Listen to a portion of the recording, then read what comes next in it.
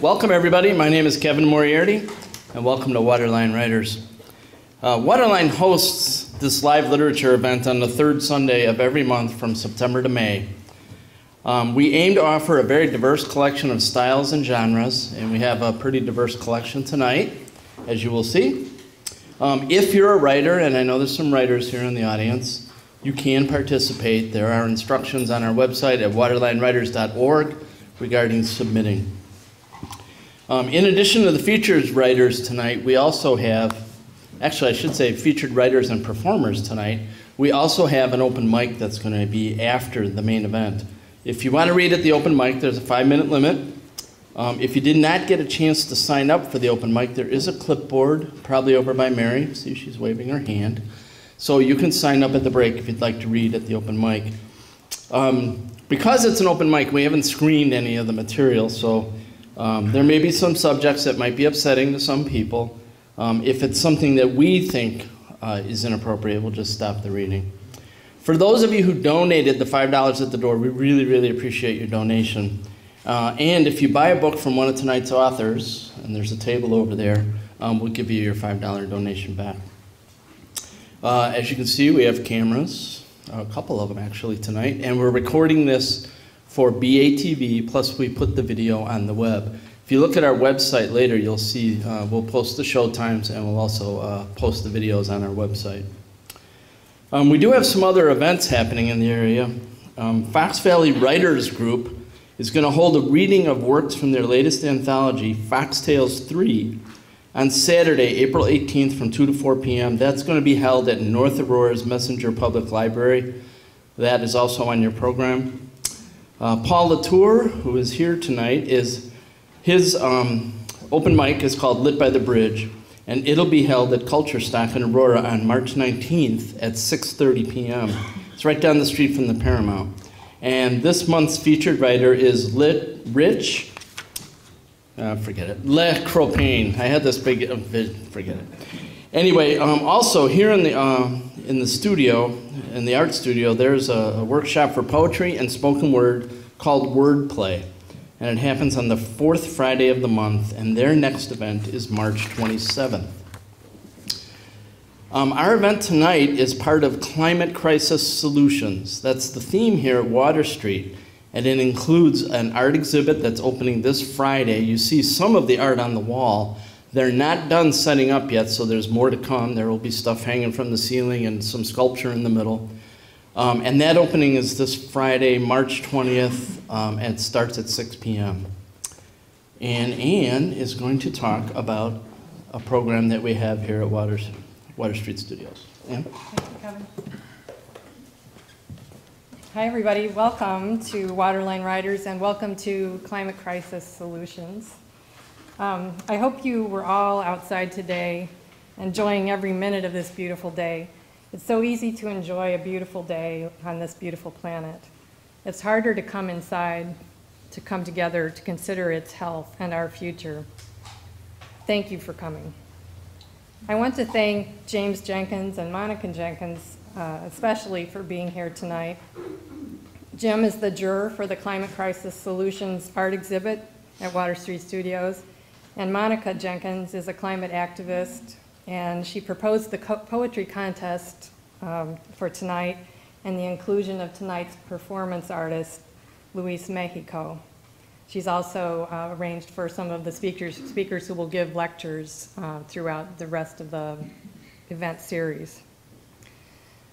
I'll admit that I was initially frustrated by the term Climate Crisis Solutions, which was chosen by Water Street Studios as the title of their event series.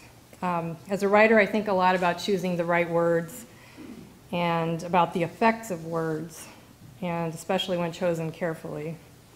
I suspected that we would get very little in the way of solutions, and that we would encounter a lot of frustration, and I was somewhat right about that. But what you will hear tonight is beginnings, starting points, even seeds, if you will.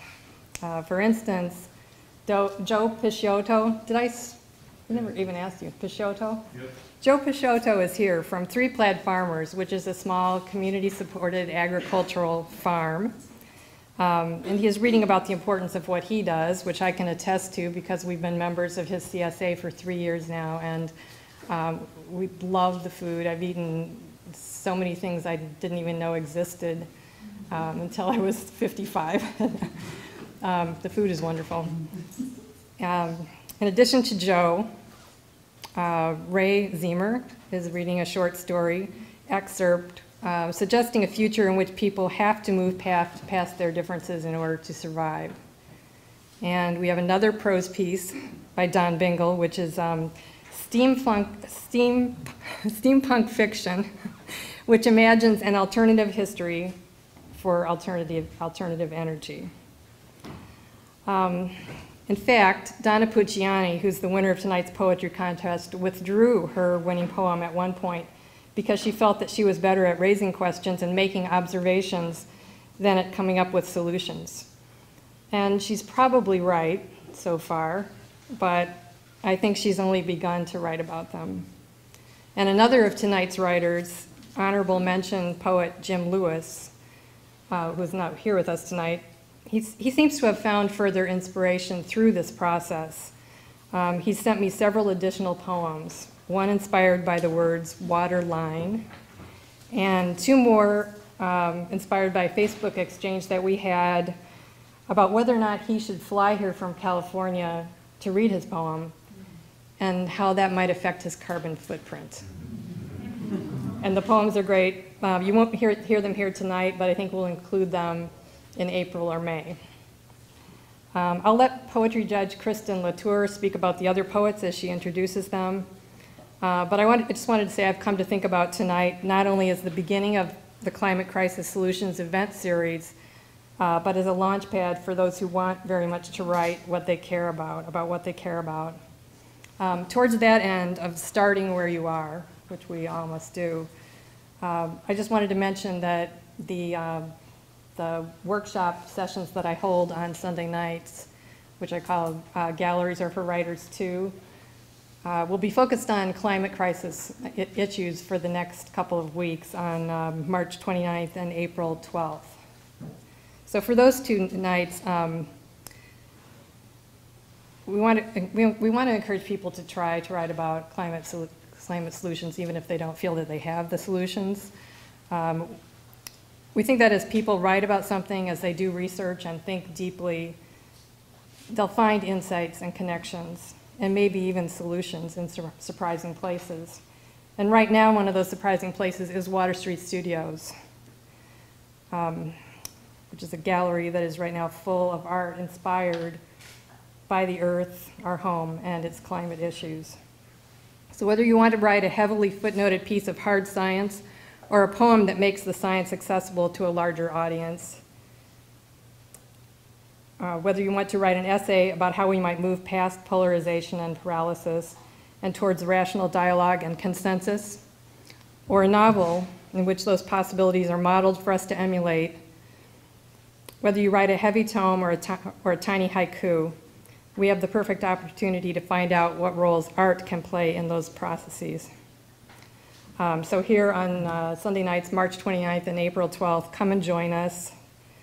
Find insights, make connections, and learn to trust the importance of your words and what they can create in the world.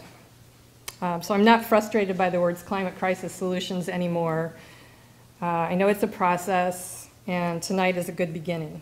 And with that, I'd like to have Kevin come back up and introduce our first writer. Thanks, man.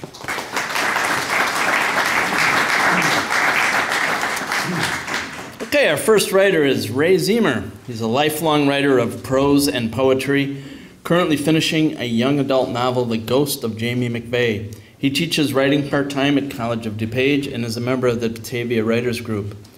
His piece, I Heard They Were Closing St. Casimir's, won a first prize in Poets and Patrons Chicagoland Poetry Contest, and Writing with Gary was published in the most recent Prairie Light Review. He's born and bred on Chicago's South Side, and that comes through in his writing. He's made his home of 30 years on the West Branch of the DuPage River with his wife and extended family, which includes a 91-year-old father-in-law, several dogs and cats, and grown sons, who also contribute to the family construction business. Ray, please come on up.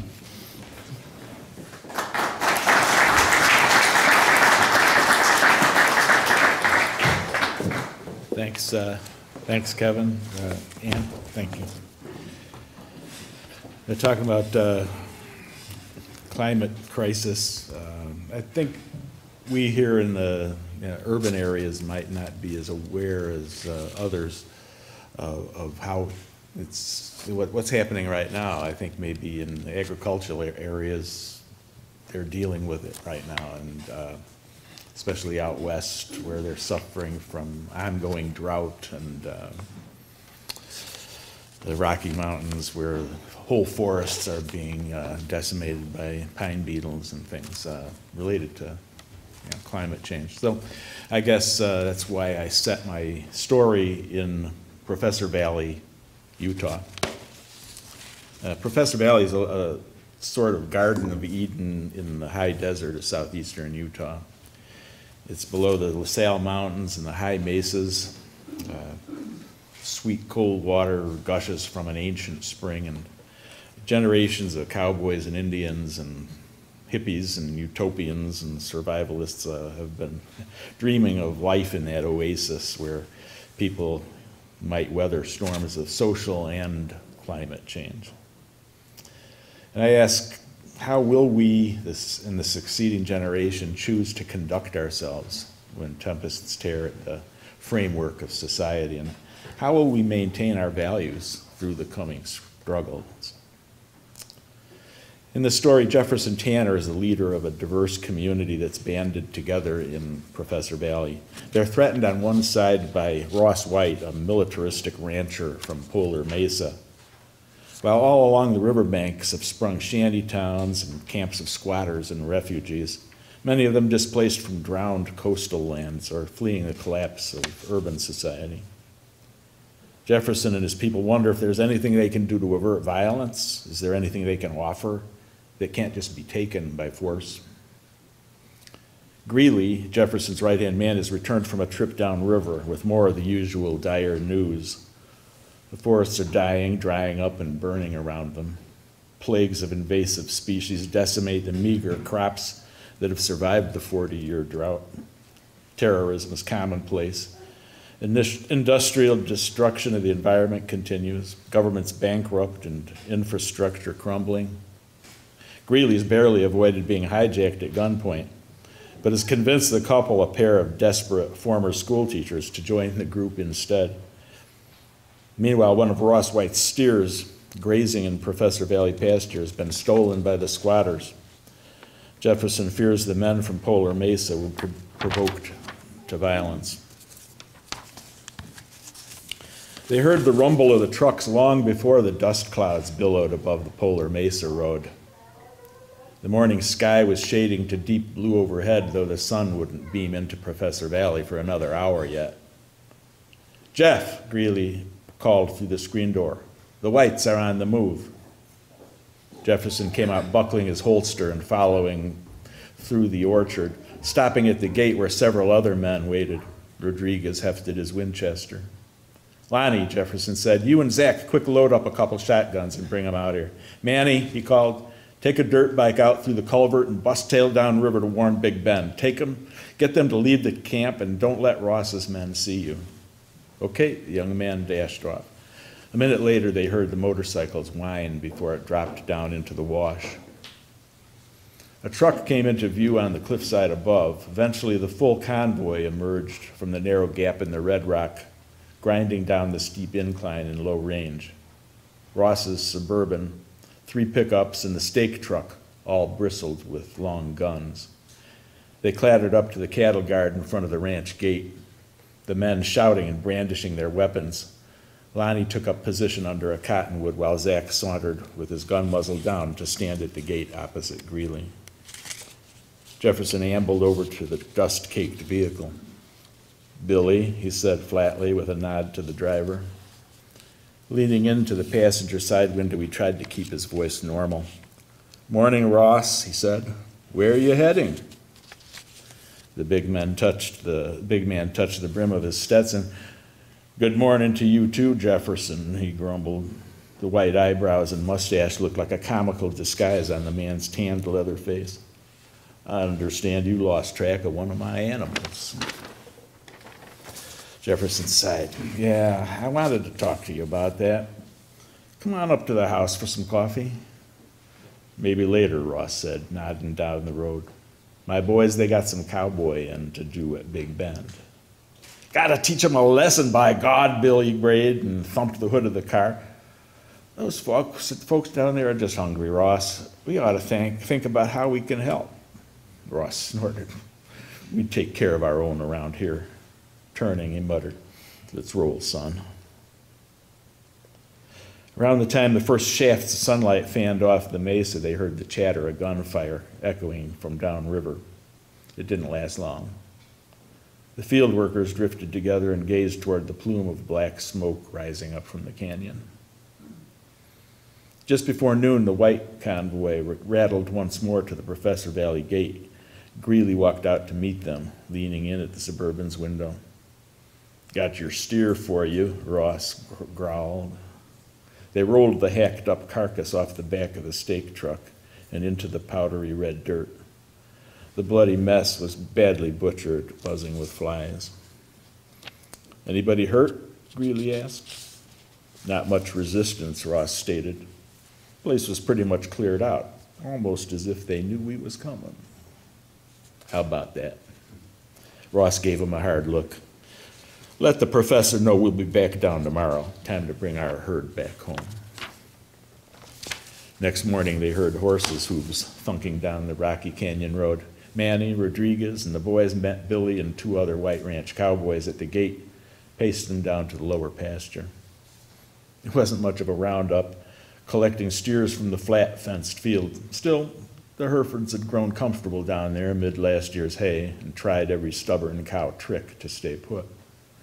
Ross White arrived in his Jeep, sent his dogs out to work, and sat along the fence watching. Greeley walked over and invited him up to the house. Ross looked askance at the tall bookshelves as he walked through the library and out through the French doors. Jefferson handed over a steaming mug, and Ross took a careful sip. My, he murmured, smacking his lips. Is this the real thing? Almost, Jefferson chuckled. There's a few beans in there amongst the carrot chips and sticks. Lord, I do sure miss my coffee in the mornings. They sat quietly for a while in the big wooden chairs, watching the horses and cattle kick up clouds of dust. Ross tapped his fingers and stood up with a grunt and wandered back into the library. That sure is a nice eagle kachina, he said, eyeing the tall carving with its still bright colors. Always admired it, the older style with the eagle feathers. Yeah, Dad bought it down on the Hopi res.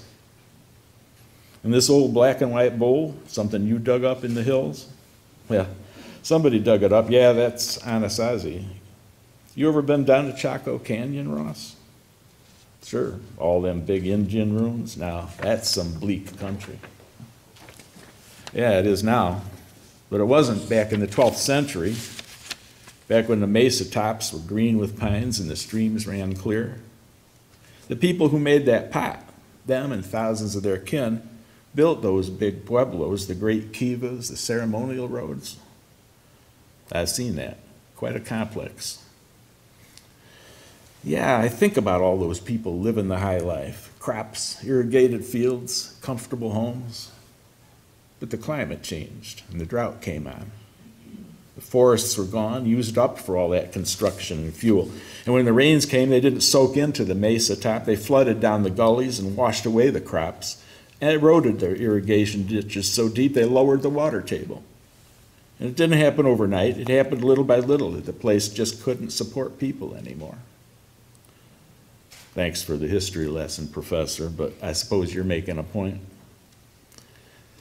Just that they had to adapt in order to survive. They had to learn, they had to change, and they had to stick together.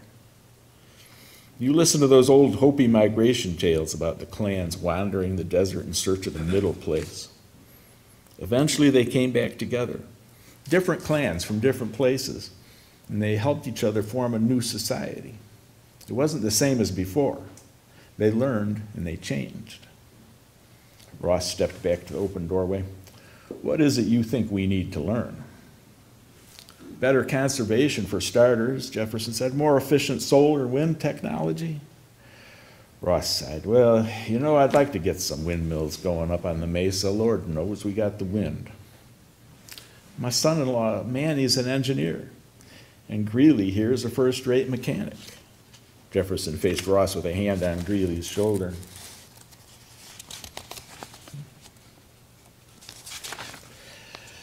We built our turbine all trial and error, Greeley said, but the next one will go faster. We can teach you all how to build one over yourselves. All well and good, Ross said, but first we got to defend ourselves. We got to face the threat from outside. He tipped his hat in the direction of the river. To a point, Jefferson said, you're right. But I think we can change hostile neighbors into allies to settle things down. And you won't do that by raiding the camps, Greeley muttered. Ross, we could help those refugees and teach them the things they need to know. Ross dismissed that with a wave of his hand. Them wetback squatters and such, they're beyond help. Well, here's the thing, for instance. When your men burned out the camp at Big Bend, you burned up what was left of the tamarisk trees, too. Yeah, Ross held his ground. What of it? Well, that's not a half bad thing. If they finish clearing out those flats, they could irrigate and plant a couple of good crops. We could help them get started planting this spring. That's taken a lot on. We could do it. Our man Rodriguez, that man forgot more about agriculture than any 10 of us knows together. That's so. And he's willing to go down there to help. Show them how to dig ditches and irrigate. Won't they get flooded out in the spring? Ross, when was the last time the river went over its banks? There's no spring runoff anymore. No snow mass in the mountains. Guess you got a point. He mused on the idea with a twisted smile. And you could do a clinic on butchering beef. Yeah, that's a good one, Ross smirked. It's like Professor Valley Institute or something. Well, Jefferson hesitated. Now that you mention it, Ross raised his eyebrows. We're talking about starting up a school, Jefferson said. That's a hot one. I mean it, Jefferson went on. A regular school, half a day maybe, with regular lessons, reading and writing and arithmetic. And who would teach this school of yours? So happens a couple of ex-teachers just dropped in to stay here for a while. And my daughter taught for a while before she married. Even I could try to remember some of what I once knew. Ross laughed along with him at that. And who's going to go to this school? Besides my grandchildren, you mean? And the other young ones here at the ranch? Why, anybody. We'd get them from the camps, Castleton, even Polar Mesa if they'd like. Ross snorted. Our boys was homeschooled, every one. Billy White just then drew up at the pasture fence, cursing and slashing with his quirt at a balky calf. And what a fine job you done, Greeley said. Fine job. Ross clenched his jaw. At a look from Jefferson, Greeley bobbed his head and slinked away. The two men sat in silence as the cattle surged through the gate and out onto the road, their white faces pointed up toward Polar Mesa, dogs nipping at their heels. A gust of wind huffed the dust cloud out across the valley. You know, Jefferson said, a thing I heard the other day from Cedar Mesa really had a strong effect on me. What was that? About the bristlecone pines? Those old pine trees, they're like hundreds of years old, right? Well over 1,000 years old. Those pine trees were growing up on Cedar Mesa when the ancient ones were building those pueblos in Chaco Canyon. Somehow they survived climate change more than once in their long lives. And I heard the last of those old bristlecone pines was chopped down and burned for firewood. Just made me sick to hear that. Damn, it was. A cowboy whistled. Dogs barked at the stream of cattle flowed up the canyon. Well, thanks for the coffee, Jefferson. I'd best be getting up ahead of them cows. Ross gave an admiring glance back at the eagle kachina and straightened his hat. Out in the yard, Greeley fell in step with them. Why don't I stop by later this week, Ross said, and let me take a look at that wind turbine. That'll be fine, Greeley said. Ross stopped and turned at the Jeep, admiring the sturdy corrals, the neat cabins, the tall cottonwoods of Professor Valley. Can we change, Jefferson? He said. You don't think it's too late? We got to try, Jefferson said. Ross nodded. I'll talk to the families up at the ranch, see what they think about going back to school. All right then, Jefferson said, and watched him bounce out through the gateway. What do you think? Greeley asked. I think we got a lot of work to do, Jefferson said. Let's see if we can get that old school bus running.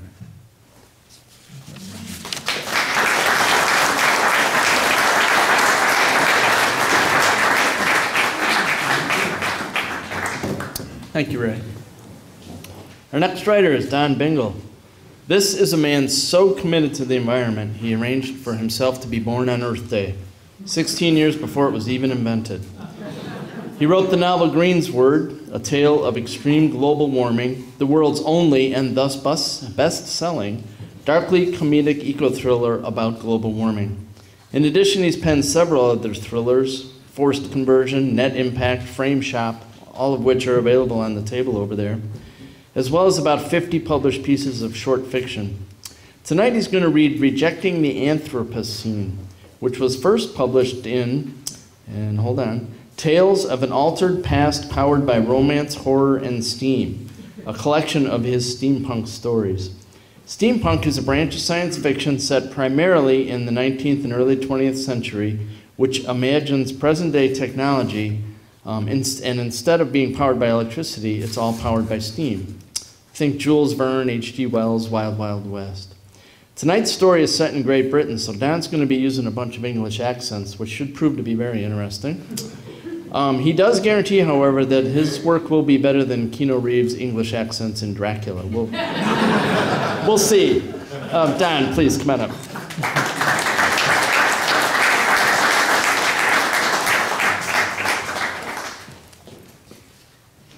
I approach a lot of topics from a darkly humorous place.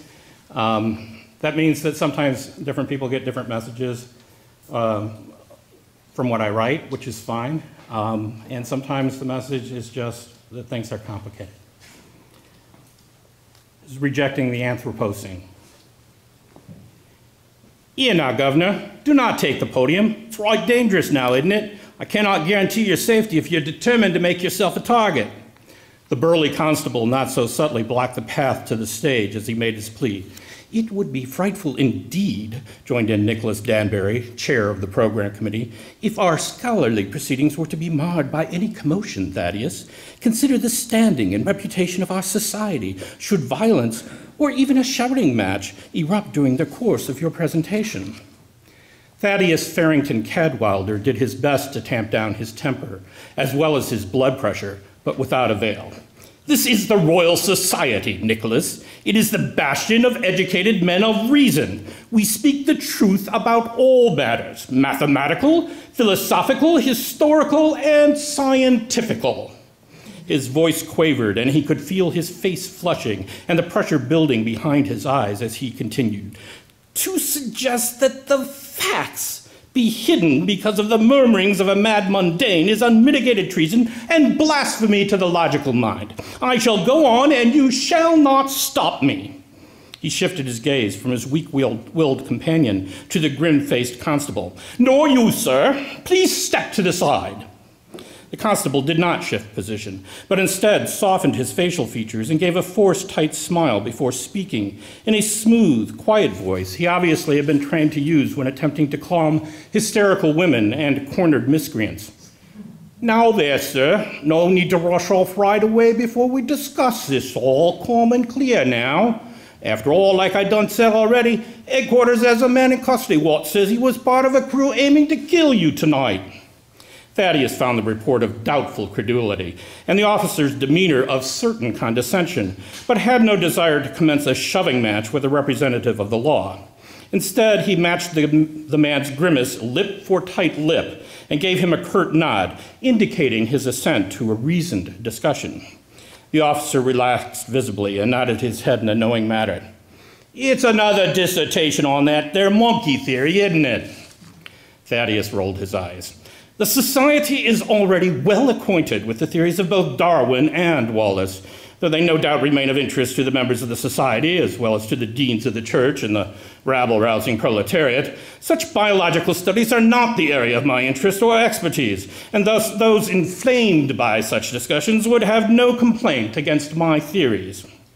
The constable sucked on a tooth for a moment, then scratched at the edge of his mustache. Well, somebody's incensed about your theories, whatever they are. It's not like you are just going to go out there and make pleasant conversation about the weather. Thaddeus dropped his chin and closed his eyes and began to mentally recite the digits of pi to 128 decimal places before continuing in the calm, smooth voice he himself reserved for small children and men of breathtaking ignorance. That's just it, Sergeant. I was indeed verily going to go out on stage to stand at the podium and talk about the weather. The officer jerked back, as if slapped across the face. What's this then?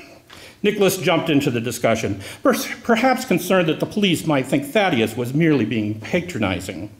Sir Farrington Cadwalader speaks the truth, officer. His dissertation is entitled The Impact of High Volumeric Coal Combustion Occasioned by the Industrial Revolution on Climatological Factors in Preventing Impending Glaciation and Commencing the Anthropocene Era. The officer merely turned his mustachioed face toward Nicholas, giving the program chair a blank expression that amply communicated the constable's dumbfoundedness, as if confused whether the members of the society were making sport of him. And what's all that mumbledy-jumbledy mean, then? Thaddeus sighed. Let me give you a précis, if you will. A what? Thaddeus forced his tight smile even broader. A brief summary, suitable for the working man. The constable frowned. I'm listening. Simply put, began Thaddeus, quickly shifting into professorial mode and tone, the Earth's climate warms and cools over various periods based upon a variety of factors. For our purposes here, there is no reason to explain these factors in detail, except to say that in the last several centuries, these natural conditions have suggested the Earth was moving toward a period of extreme cooling and accelerating glaciation, the formation and expansion of the snowfields and glacial rivers of ice which predominate in the northern climes of, say, Norway. In short, that another ice age was upon us. It was? Murmured the police officer. Very much so, replied Thaddeus, warming to his cooling subject. Though you are far, far too young, fine man, to recall personally, perhaps you have heard your elders talk about the summer of 1816, or perhaps more accurately, the year without a summer. Crop failures due to late frosts, persistent cold fogs, and diminished sunshine led to famine and riots, not just here, but on the continent and in the Americas and China. This was more than just a cool summer. It was a sustained global phenomenon from 1816 through the dark, frigid winter of 1817 and on into 1818. In eastern Switzerland, a burgeoning ice dam expanded and did not collapse until almost 2 years later, inundating the valleys below with icy cold water. My great-grandpa did tell me tales once of a big fair held every year in London on the ice of the Thames, back when he was a lad. But I paid him no mind with such silly talk. Thaddeus nodded. He told you true, officer. The Frost Fair was held on the solid ice of the Thames from 1607 through the early 1800s. This period of increasing cold can be traced back almost 500 years.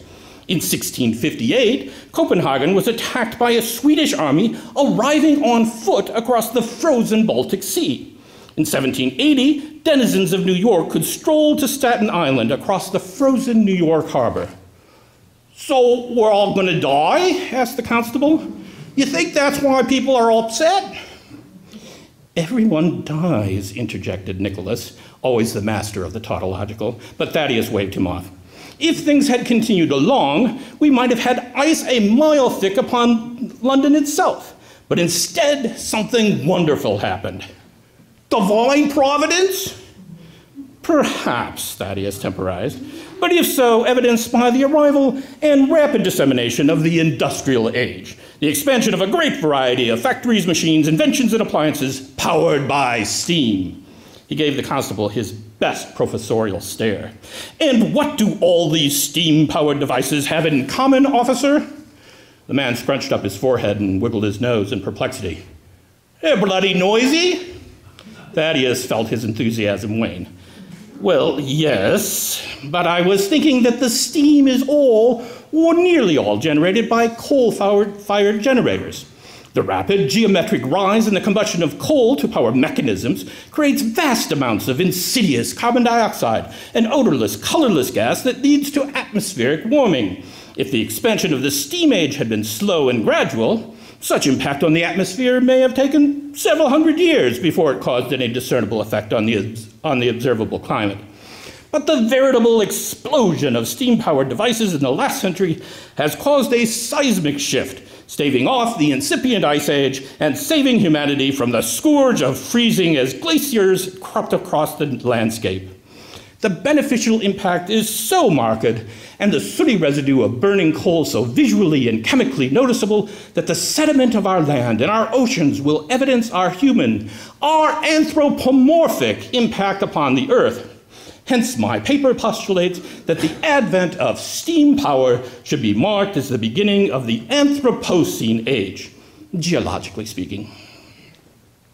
The constable nodded along as if following Thaddeus's explanation until the very end, when he screwed up his face in apparent confusion or consternation. So these machines, they saved us all, you're saying? Why'd anyone be opposed to that? Thaddeus had no response, but before he could admit his own confusion, Reginald Tremont, sergeant at arms and thus head of security for the Royal Society, rushed toward the trio, brandishing a sheaf of papers. I think I can answer that question, he blustered. You can, gasped Nicholas. Good show, replied Thaddeus. Please tell us all who could be dismayed to the point of threatened violence over the deliverance of mankind from certain doom. They call themselves the punks, responded Reginald. Punks, like street punks? Queried Nicholas. No, as in P-U-N-C. It's an acronym for People United for Natural Conditions. Nicholas's eyes widened. I've heard of them. Luddites, aren't they? They run about destroying machinery, puncturing steam boilers, tossing sand into the gears of mechanisms and some such. Ignorant peasants, if you ask me. Precisely, answered Reginald. They're bloody steamed about steam, if you'll pardon the pun. I shall do no such thing, responded Thaddeus dryly. Reginald gave him a glance. Well, these punks are bloody riled up. Written a manifesto and everything, saying how if God had intended man to burn rocks, he'd have shovel for hands and be able to spit fire. What? Asked the constable. You mean they don't believe in fire? What happens when it gets cold? Reginald slapped the sheaf of papers in his left hand with his right. According to this, they just take it. He scanned down the first page. Let me quote, if an ice age comes, I will do my duty to God and freeze to death in the dark. Thaddeus shuddered. What about food? Certainly they make fires to cook their meat. Reginald shook his head. Not even that. Oh, they eat raw meat or fish from time to time, from what I understand, at least some of them. But most of them eschew food of any kind that requires cooking. Just vegetables and mushrooms, mostly. Thaddeus threw up his hands in despair. This is vexing to the point of ridiculosity. I refuse to let a coterie of ignorant vegetabilists and fundamentalists dictate the progress of scientifical inquiry. He began to push past the constable toward the stage, but turned back when he realized that Nicholas had grabbed hold of his coattail. Your bravery will have to hold at least a few moments, explained Nicholas. Given our discussions, I arranged for the speaker scheduled after you to move into your position, lest the assemblage grow restless over any delay while we conversed. He's just beginning now. Thaddeus was about to acknowledge the logic of Nicholas's programming decision when there was a commotion at the podium. A bevy of lower-class ruffians had leapt upon the stage and were stabbing a short, vaguely professorial-looking man repeatedly. Reginald pressed past both Thaddeus and the constable with amazing alacrity at the first sign of disturbance to go to the victim's rescue. The constable followed in close order. And while they and the many members of the Royal Society who had swarmed up from their seats valiantly attempted to pull the attackers off the guest lecturer, a prodigious pool of crimson expanding on the stage floor was incontrovertible evidence that their efforts were in vain. The steamed punks had assassinated the speaker, the man they thought to be Thaddeus Farrington Cadwalder, before he had uttered a single word. And for what? For espousing that perhaps the industrial age had prevented the earth from cooling unacceptably? He would never understand radicals. Thaddeus turned away from the scene toward Nicholas Danbury, the man whose quite reasonable and understandable programming decision had just cost an innocent man his life. Nicholas was pale, his eyes wide. The programming's entire body trembled in shock. Thaddeus spoke to him in a quiet, calm voice. What was his topic? Nicholas's face jerked toward him as if coming out of a trance, his face blank. Thaddeus repeated himself. The man on stage, what was his topic? Nicholas reached into the inner pocket of his jacket and produced the day's program, opening it with shaking hands. Finding the entry, Nicholas responded in a hoarse whisper. The utilization of purified, emitting, decaying minerals to provide virtually unlimited power for steam production without gaseous byproducts or environmental contaminants. Unlimited clean energy? Thaddeus started at the implications for mankind. He'd heard of emitting decaying minerals, of course. Some called them radioactive, but that garish and imprecise moniker would never adhere, not with true scientists. But if emitting decaying minerals could truly be used to generate vast amounts of heat for producing steam, such power plants would, implemented wisely, revolutionize the world. Cheap, unlimited power was everyone's dream come true. Remarkable. He laid his own hands atop Nicholas's hands, both to quell their shaking and to comfort the man, before asking his next question. Well, he was so short, I didn't get a good look at him as... He stopped for a moment and started anew. I didn't see the speaker clearly. Was he anyone local? Someone I know? Nicholas looked back down at the program. A young professor from Switzerland, by way of Wittenberg, named Albert Einstein. Never heard of him, replied Thaddeus with a shake of his head. But if his paper was any good, I'm sure I would have eventually. Sounds like a right clever fellow. Our loss, no doubt.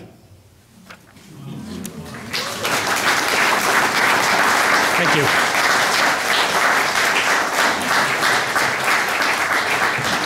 Thank you, Don. Nice job on the accents. Okay, our next reader.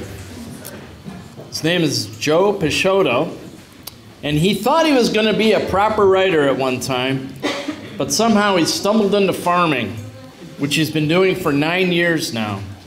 He runs a small, sustainable vegetable farm with his business partner, Carolyn, in Winfield, called 3 Plaid Farmers. And you can find out more about that at 3plaid.com. Joe, come on up here and read for us.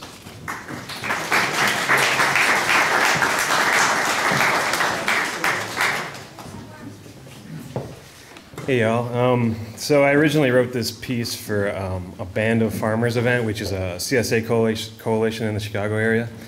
And we had a little performance where everybody had, music. They would do reading, they'd do comedy, dance, whatever. And so I read this piece last year at the Hideout in Chicago, and kind of adapted it for this event. And then the Band of Farmers is also having another event this year coming up at the end of this month, so you should check it out. It's a good way to find out about farms all around the area. Locally focused vegetable farming is, for the most part, the dedicated work of a small percentage of the population.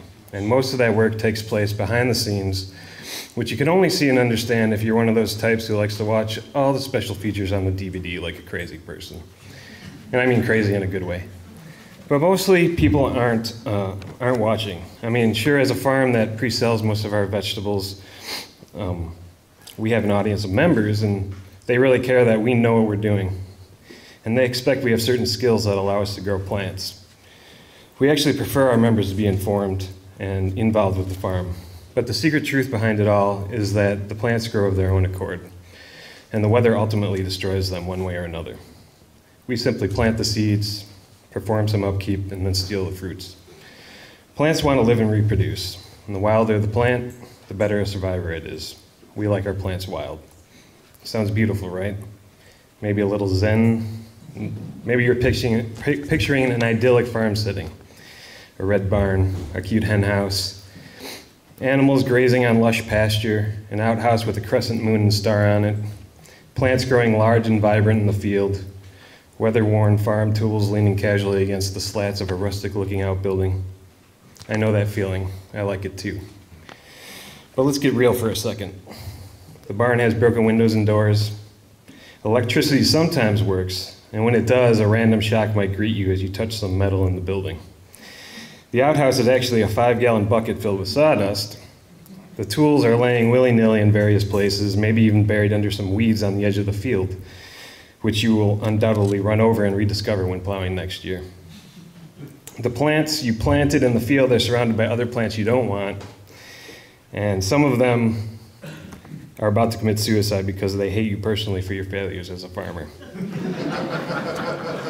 The animals have gotten out of their paddock and are destroying something you don't want destroyed, or they're simply walking down the middle of the road like a bunch of... And then there's the weather. Farmers like talking about the weather because it affects so much of our lives. If it rains too bad, for the most part you're out there doing what needs doing. You could try to schedule things around the bad weather, but more often than not, you're just being a fool. And when it rains for several days straight, you start to curse. Because you need to get in the field, but you're conscientious enough about your soil that you don't want to ruin it by working in the wet soil. It's probably often best to curse our society for helping the planet warm up at a breakneck pace. Because really, these deluges of rain and extended periods of drought we've been experiencing lately, they've gone beyond normal to extreme. And it makes food production one crazy ride to be on. And it makes those of us involved with small local farming all the more aware of how precious and under threat our greatest resource, the land, is. Because as small farmers, our lives are pretty much chaos. It's only through sheer determination and getting our asses kicked for most of the year that we even begin to make sense of it all. Plants and animals grow, and we do our best to make sure they grow the best they can by subjecting ourselves to all kinds of calamities and working our way toward knee replacement surgery. In the end, all the punishment adds up to us doing something we feel is worthwhile in general. It has a positive impact on our community by bringing real food back to our neighborhoods and using traditional growing methods that work in concert with nature. And it's personally rewarding in many ways. It's an adventure, and that's really the best way to put it. And part of that adventure in this era that is so dominated by mechanization and economies of scale is extreme poverty for many small farmers, especially when just starting out. Which isn't really a personal complaint, but more of an observation on where modern society places its priorities. Do we want cheap food grown with minimal nutrients and denuded soil with chemicals and genetic alterations that are potentially hazardous to the health of the land, the water, and plant diversity? Or do we want properly cost-accounted food that is grown by people who, for the most part, take an active interest in all the lives that are touched by their farm, from the tiniest microbes in the soil to the largest fish in their local watershed? We all belong to a food shed, and knowing the relationship that our food has to everything else around us might be one of those defining concepts that sets us on a different path in this crazy century. But all these ideas are one thing, and people can debate concepts all day long and get nowhere. And I think it's better to talk about the life we lead on the farm to illustrate why I think I'm partially crazy for doing this thing I love, but also why I think it's necessary for us crazies to have our chance to grow food for our neighbors, just like it's been done for millennia. My business partner Carolyn and I have been involved with farming for several years now, and this is our 4th year as owners of 3 Plaid. Each year has its own challenges, from severe drought and high temperatures, to floodwaters inundating our fields, to farming on the heaviest clay soil known to man during the wettest year on record. Each season and each new piece of land has been a beast to battle. Now in our 4th year, we're staying put on the same land that we farmed last year, which is a huge relief. Finding a stable spot to grow on is one of the largest hurdles of starting your own farm and being successful at it, in part because land is so expensive, especially around these parts. It's hard to compete with developers and large commodity farmers who come to the table with fistfuls of cash at the ready. We feel like we finally have the opportunity to seriously get down to business by improving the soil, growing perennials, and fostering a plant community that increases the overall health of the farm.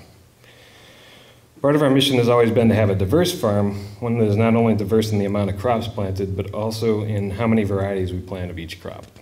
Each season, no matter how tough the weather has been, has proven to us that diversity can really save your butt as a farmer. The greater assortment of plants you grow, the more likely you are to have plants that survive whatever nature throws their way. Still, we always wonder what kind of new challenges lie ahead. And with most of the craziness that happens on the farm, cool-headedness usually pays off, though it isn't always as easy to come by. And when it comes to things going wrong on the farm, my partner Carolyn is usually the cool-headed one. And when I say cool-headed, I mean she has laughing fits when things go wrong. Which really does the complete opposite of make me feel better about the catastrophe. But it is cool-headed. On the other hand, I have not been all that great when it comes to handling the unexpected random difficulties of farming, which, let's be honest, makes me a complete lunatic for making this my career. But I know how to admit these issues, and hopefully that's half the battle. But my inability to handle these difficulties is often quite the show for the neighbors and my fellow farmers. It's sort of a creative outlet for me, in that I've probably invented at least a half dozen swear words. And I'm not going to tell you them, because I still need to get them trademarked, so they're that good. Anyway, there's a lot to swear about on the small veggie farm, believe me. Mostly, the small farm life is a constant set of challenges, and it requires extreme creativity, mechanical aptitude, and a willingness to adapt on the fly. Machines that make your life easier, such as trucks and tractors, break all the time. So you have to figure out how to do those things you've been doing with these machines in other, often more back-breaking ways. Or you have to fix the machine, which is sometimes impossible, like when it becomes engulfed in flames, true story, or becomes completely useless due to some structural failure, which is more common than you might think. Either way, your time is precious and there are not enough hours in the day. And so it goes. We've been out chasing animals for hours on end, and we've had days on the veggie farm that start before sunup and end well after sundown. It comes with the territory. And besides the physical and emotional commitment, all forms of small-scale farming take immense problem-solving effort and a steady dedication to observation and planning. It taxes the brain as much as the body. But when all is said and done, we love it. Why otherwise would we do these things to ourselves? It's really an unconditional love. Farming has its challenges, no doubt, but at the literal end of the day, we sit there and look at the land and the work we accomplished and take account of the veggies we've raised that are feeding the people in our community, our family, our friends, and we can't help but feel satisfied. These tiny little seeds we planted, they turned into giant nutritional beasts, and no petrochemicals needed, no poisons necessary. And at that literal end of the day, we can go out to the field and grab whatever veggies we want. And if we're not too bushed, we can conjure those ingredients into a witch's stew of a meal as the stars begin to come out and a fading light casts blue and green hued shadows over the varied topography of the farm field. A hard work's day often ends with a crash into a pillow, knowing that our labor was self-directed and good. Thank you.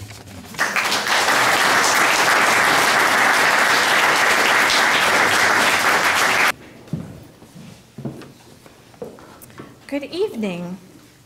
My name is Kristen Latour, and I am one of the poetry readers for Waterline, which I am very pleased to add to my list of things that I do. And I was asked to be the judge for the poetry contest this year, which was also a great honor. I didn't have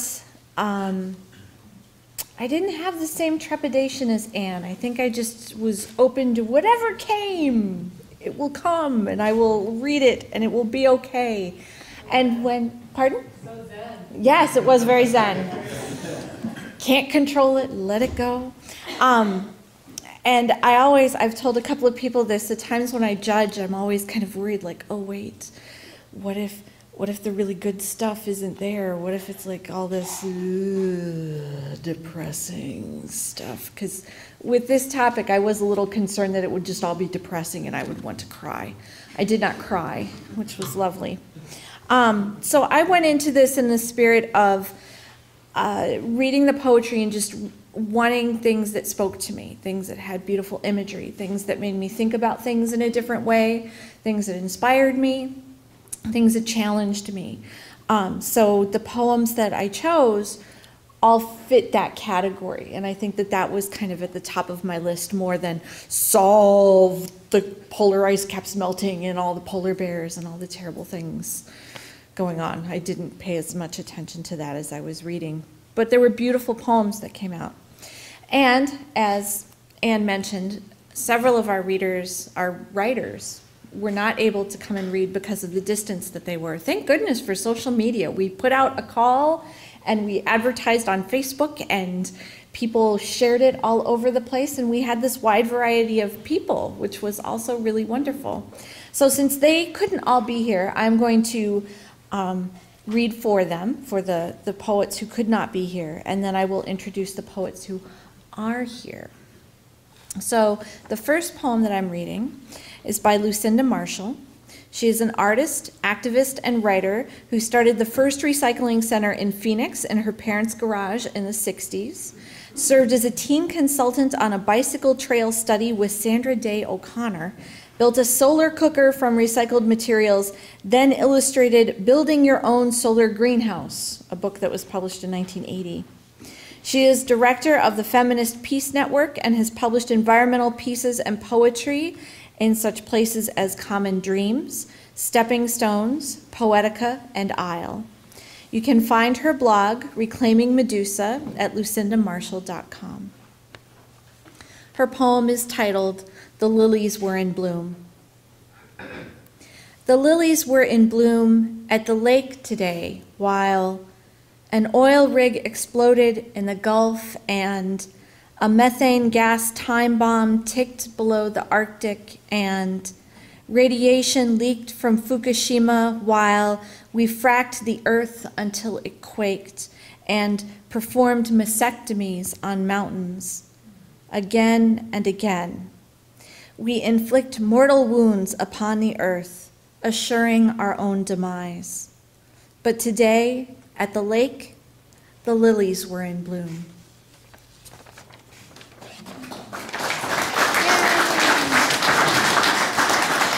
Yay! Applause for Lucinda. Jim Lewis is a poet, musician, and nurse practitioner. His poetry and music reflect the difficulty and joy of human interactions and draw inspiration from his decades of experience in healthcare. When he is not writing, composing, or diagnosing, he's on a kayak, exploring and photographing the waterways near his home in California. You can find him on Facebook at Jim Lewis, or Poetry on Tap, or at www.jlewisweb.com. His poem is titled Quiet Time. We trespass with indifference, this private park, laughing at the geese, more tame than nature intended, who greet us, hissing, "Feed us, feed us," following to the pond edge, nervously, awkwardly pacing, waiting. It is windy here. Leaf boats sail from tree to pond and on across, no rudder and no destination. Willow and her sisters shake their green hair in the breeze, bending, swaying, dipping, coyly out of reach, inches above the calling water. My youngest explores her purple on black sweater and pants a signal flag against the grass, while I test a well-worn bench. I do not speak. Just listen to the rhythm of the ripples, mine wandering with the geese who waddle back to see if magically I might have a scrap or two to toss them, puzzled at my empty hands. I laugh, but not aloud. This is quiet time.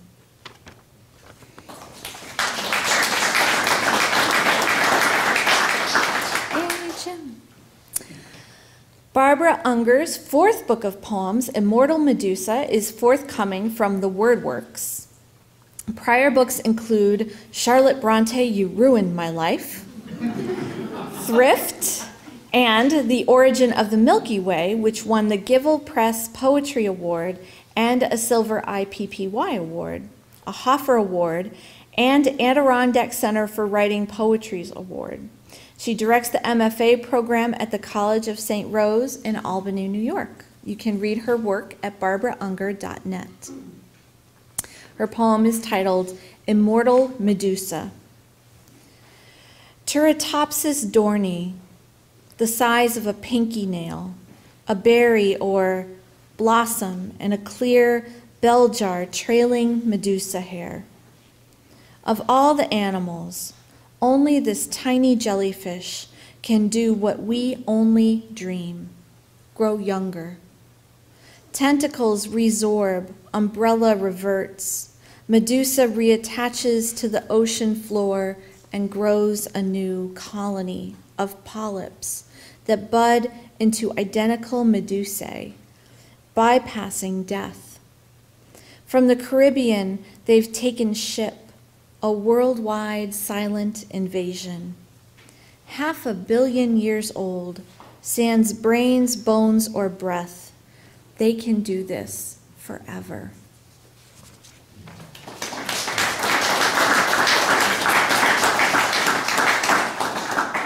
And I'm very pleased I don't have to read the last poem. This poet is here. This is our last runner-up. Trisha Marcella Cimaras, poetry has been published in Prairie Light Review.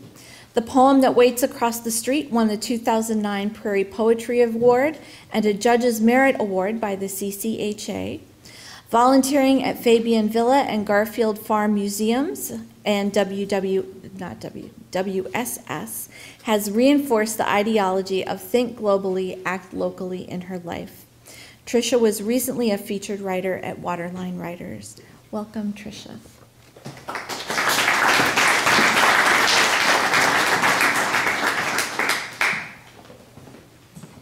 Hello. I'd like to thank Waterline Writers and Kristen Latour for honorably mentioning my poem. I appreciate it very much. I also want to thank them for making me think and realizing how oblivious I've been about this topic. And I also want to give a shout out to Ogunquit Beach in Ogunquit, Maine, that has my heart forever and I hope never changes. My poem is called Souvenir. What if one day a pearl gray seashell from your favorite beach that you keep in a jar on your dresser lets out an anguished cry when you hold it to your ear? Listen. You must listen. Our natural world is calling to you, to us, to all of us. We cannot keep it any longer in an indifferent, pretty jar, a bloodless, silent souvenir. Thank you.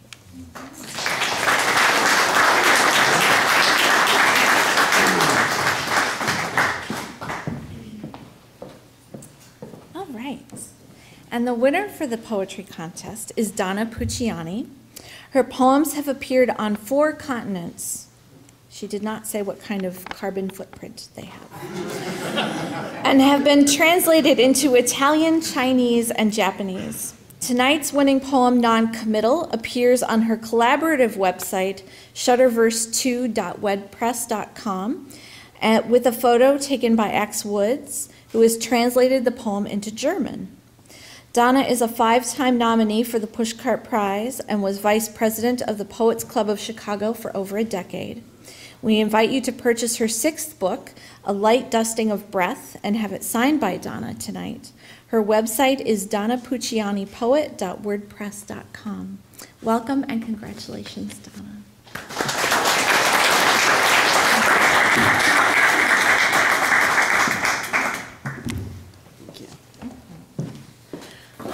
I hope I can live up to that dazzling introduction. Well, I'm going to read a handful of poems tonight from the new book, A Light Dusting of Breath, and I will include the winning poem, Non-Committal. But first, I'd like to start with a poem called Easter 2013 Scotland. And this is a poem that was written 2 years ago when we were visiting my husband's family in the north of Britain. And there was a lot of news coverage about what was happening in Scotland. They had had the worst winter in Scottish history. So this is a commentary on climate change, concentrating on that episode. Easter 2013, Scotland. Picture a farmer crying. He wears Wellington boots, a woolen cap and gloves, a coat against the wind. He holds a spade. His breath surrounds his face in an aura of whitish death. He has just uncovered another lamb. The newspaper reports 35-foot drifts in the highlands where newborn lambs have frozen in mounds, small corpses limp and scarcely distinguishable from the ever-falling white. Wind-blown dunes sift among the rills, the downs where ewes have birthed, then scattered, shivering into grottos. Where is the Lamb of God that haunts these hills at Easter, sacrificial but tidy in the prayer books? The Good Shepherd has left his flock, his staff and rod back at the Psalms. David, a shepherd boy turned giant killer and king, never knew such sorrow as that of the farmer who swallows tears as he shovels, who cradles in his arms the tender lumps of life, frozen hard as little statues carved in ice.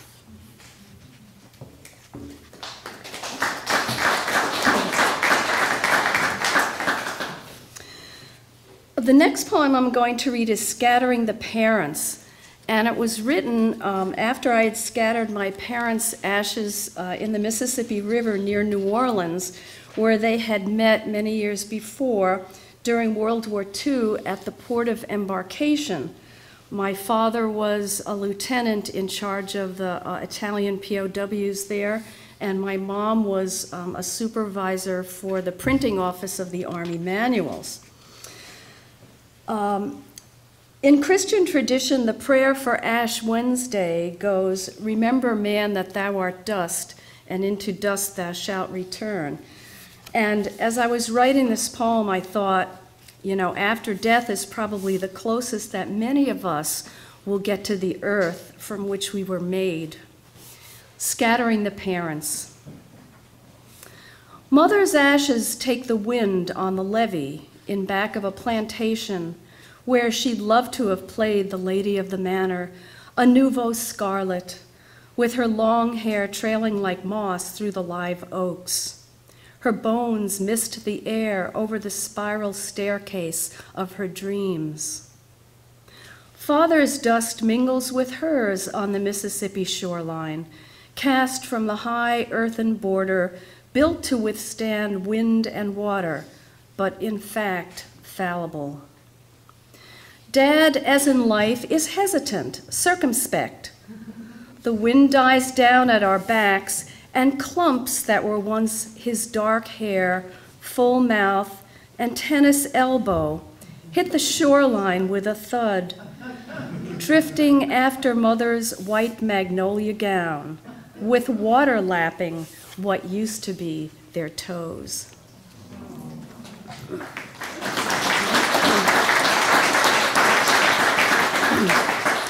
In the same vein, this one is called Last Journey. Mother and Daddy bumped down the interstate in the trunk of a silver Toyota, speeding through Hattiesburg, Mississippi. Their ashes slept last night in a star-smitten Memphis after dinner at the Catfish Cabin 8 hours south of Chicago. They'd grown tired of the cellar in a suburban bungalow west of Lake Michigan, where their whispers had limped and listed in the silent damp, now summer-sodden, now spangled in an aura of snow. It was time to go, back where they came from, scattered on the levee or Lake Pontchartrain, where Brother Jimmy of the local church had offered to say a few words, which we'd have refused because the deceased never did find Jesus. But years ago, angels and devils were sent to round up Lieutenant Frank, giving kindly orders to Italian POWs, and Lucille at the Army printing office for a marriage, part miracle, part nightmare. Half a century later, in a daughter's basement, they found a restless piece from cancer and dementia atop a chest of old candles, gift wrap, and maps, watching laundry pass through the hands of the living, listening to their tired footsteps on the stairs. Now the road through burned-up cornfields leads from Illinois to Missouri, Arkansas down to the Crescent River, whose mouth awaits them, their bones turning the delta a paler shade of brown.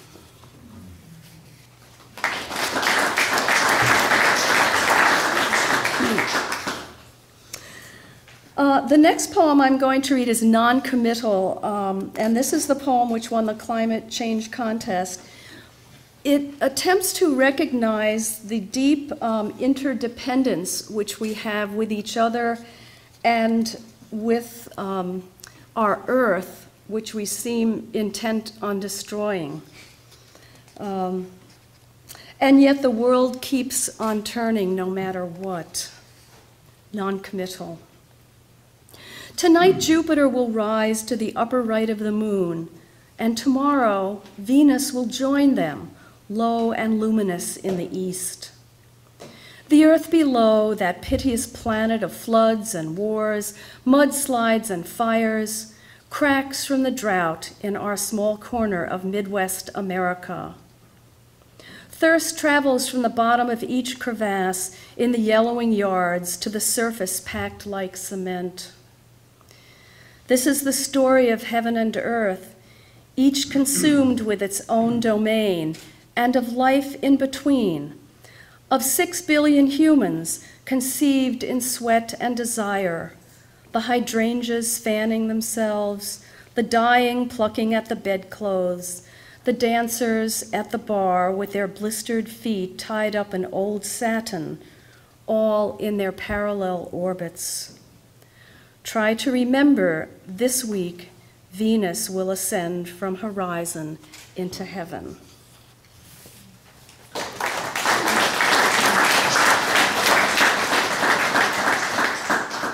And this next poem also ends on an optimistic note. It's a poem called Conjecture, and it asks, what if? What if we could somehow reclaim our harmony with each other as human beings and with the environment of our earth? Conjecture. What if sun and moon were to collide in space, spawning sparks of gold and silver, little gods and goddesses falling to earth to make everything right? The rich would turn their pockets inside out for an old man shivering in a basement flat. He needs warmth and bread, but wants only his wife back. He has saved her blue sweater from the hospital, keeps it under his pillow, smells it when he is too cold to sleep. What if the 8 women bombed yesterday while gathering wood could return, scarved and gossiping, arms full of twigs? What if their broken children could be sewn up like dolls, resurrected clean and desert pink, arms and legs where God put them, shrapnel vanishing like light to bless an invisible sky? What if truth popped like firecrackers from the eyes of politicians? If bankers ate of a golden fruit that made them un-Midas their vast, incredible coffers for hospitals? What if the poor had homes, shoes, books? What if the 4 seasons could follow a gentle sequence? Snow, blossom, leaf, and warmth, moderating all desire. Even if death remains inevitable, what if chrysanthemums of joy could fold us up from our sickbeds as we slept, suck out all breath before we knew what was happening, to leave the living gasping in surprise, not grief, holding a white flower to the heart. Thank you.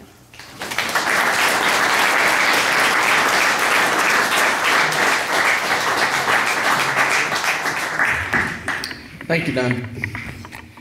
Okay, our next artist, his name is Luis Mexico, and he's an artist based in Chicago. He's a second-year Bachelor of Fine Arts candidate at the School of the Art Institute in Chicago.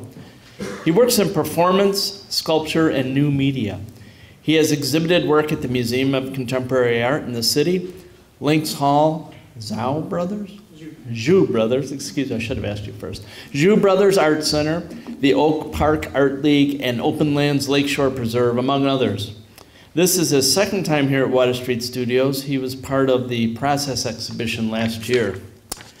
The following performance, which we're going to see in a little bit, is called For You, Songs for a Mute Field. This performance was generated by taking direct imagery from all of the winning poems that you just heard, and he's translated them into a live performance.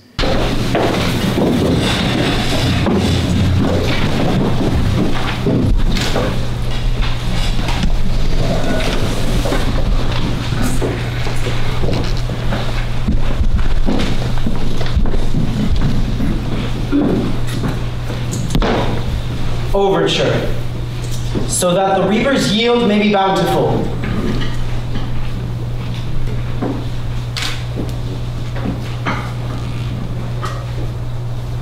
Eastwards I stand, tool in hand, barrow in mouth. This body beckons, begs for buds, blight of bloom beneath the veil, and me to mind this hungry hallowed.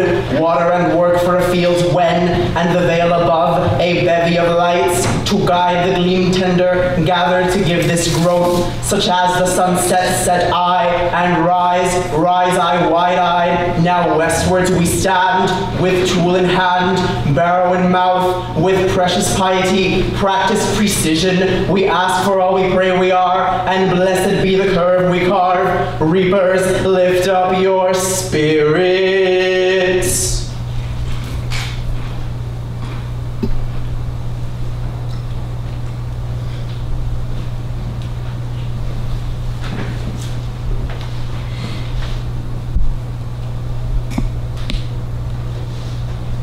A, E, C, E, R, B, O, T. Acrobat, a remedy of song.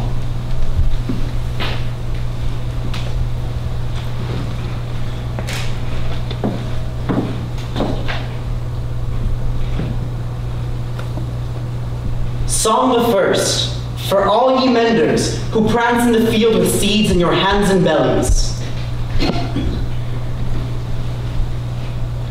In come we, sowers us all, to place and then to cut, to consume these treats for men, an arrangement of flowers, yet nothing grows, no fertile land, no fecund found, save but one bloom.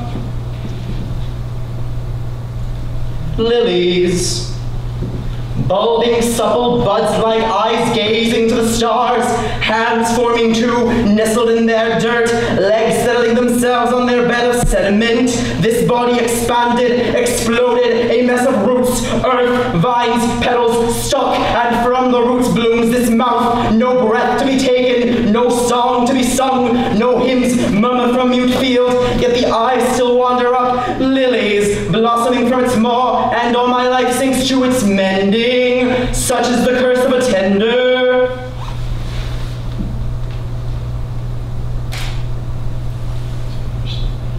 Interlude for the earth. I sing around with the field.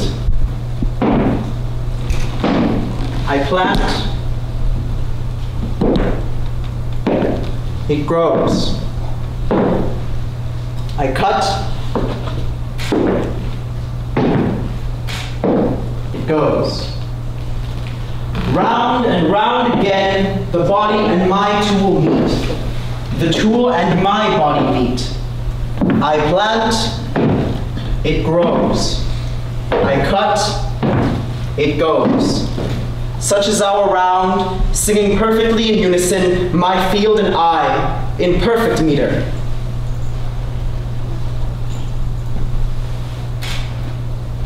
But we have fallen out of meter. I know not how to comfort its ills. A body diseased, roots as veins, a pox upon our horizon.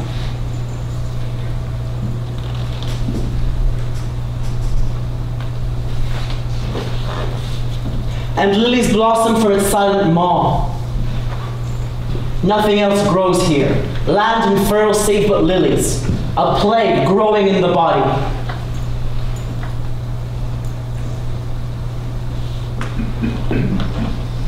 I seek a bought.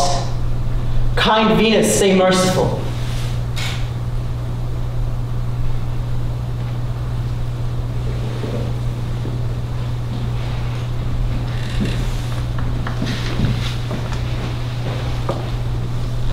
Song the second. But can the stargazers tie together these two worlds? In come we, stargazers humbled, to peer to the veil above, to twin the lilies at our feet, to grow the maize, to grow the wheat. We seek a bud to heal this maw, a plain of little else but sword. What curse was placed upon our land? We pray the heavens bring salvation, a star-ridden constellation. Pray we, guide to a harvest. Pray we, guide to a harvest. Ye stargazers, guide to a harvest.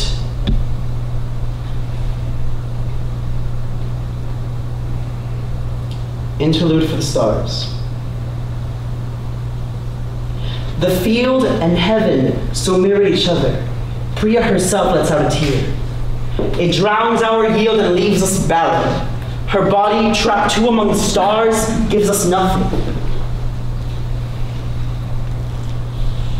And so this moon runs red as blood.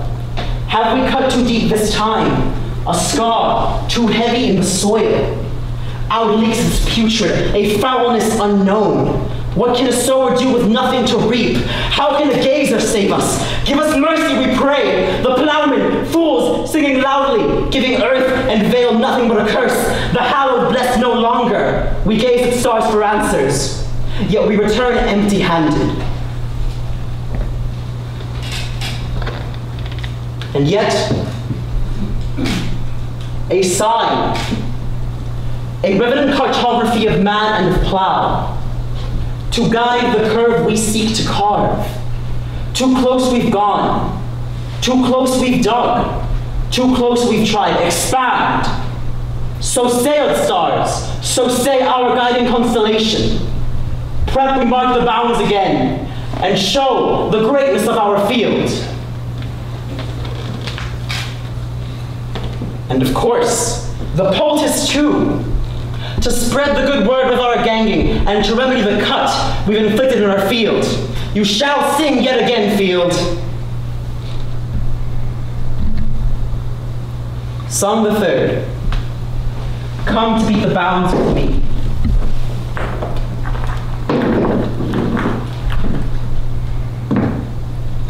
Guided by the heavens, the cartography of man, we see it now, the bounds to beat, you shall sing yet again.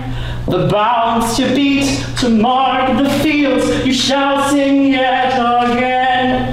And Acrobat, a remedy of song, the poultice so applied, of yeast, honey, oil, and milk, a charm of healing light. And so the map, we trace it here, with tool in hand and barrow in the mouth, with precious piety. We ask for all, we pray we are, and blessed be the curve we carve. Reapers, lift up your spirits. and come to beat the bounds with me. An acrobat, a remedy of song, a charm of healing light, with tool